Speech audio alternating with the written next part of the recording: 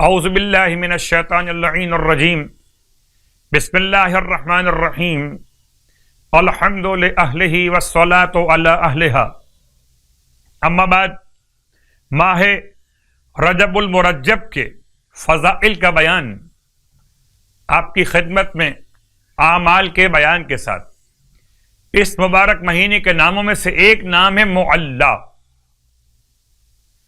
بعض نے اسے معلا پڑھا ہے.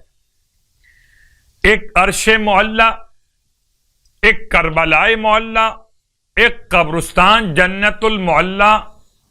لفظ معلی علو سے، بلندی سے. رجب کا ایک نام ہے معلی. خدا کرے اس ماہ معلی میں کبھی جنت المعلی، اس ماہ معلی میں کبھی کربلائے معلی. اس ماہ معلی کی برکت سے عرش معلی کے سائے میں خدا ہم سب کو جگہ اور سایہ عنایت فرمائے.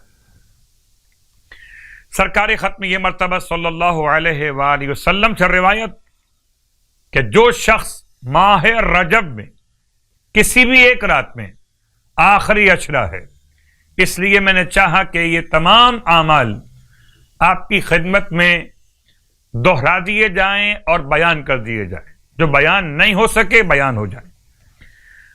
ماہ رجب کی کسی ایک رات میں 10 رکعت نماز، ہمت اور توانائی خدا عطا کرنے والا، جس کی ہر رکعت میں الحمد کے بعد سورہ کافرون 1 مرتبہ اور سورہ اخلاص 3 مرتبہ، تو پروردگار عالم اس کا ہر وہ گناہ بخش دے گا جو اس نے انجام دیا ہو.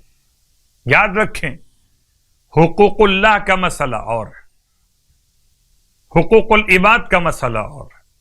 بہن بھائی عزیز و قریب کا حق ادا کرنا ذمہ داری ہے.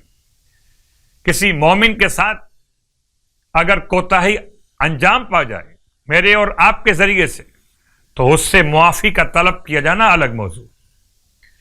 اس نماز کا ثواب انسان کے گناہوں کی بخشش.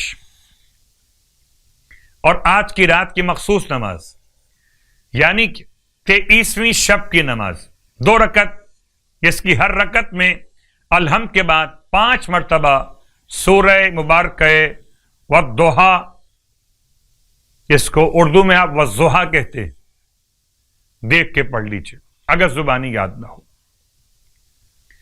رسول خدا صلی اللہ علیہ وآلہ ارشاد فرماتے کہ جو شخص اس نماز کو انجام دے گا خدا اس کو 70 حج کا ثواب عطا فرمائے گا. 70 حج. اور اس شخص کا ثواب جو 70 مریضوں کی عیادت کرے اور 70 مسلمانوں کی حاجتیں پوری کرے گا. اتنا ثواب آج کی رات کی نماز کی برکت سے رسول خدا بیان کر رہے ہیں نماز پڑھنے والے کے لیے. ماہ رجب المرجب میں 23 دن روزے رکھنے کا ثواب.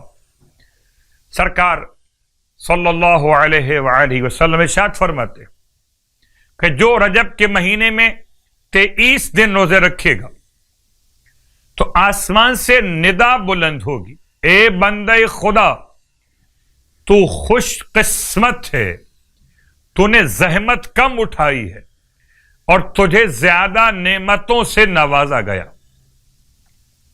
تجھے مبارک ہو، تجھ سے پردہ ہٹا دیا گیا. تیرے کریم پروردگار کی طرف سے تجھے بہت بڑا ثواب نصیب ہوا. تو دارالسلام میں حضرت خلیل کا ہمسایہ ہے.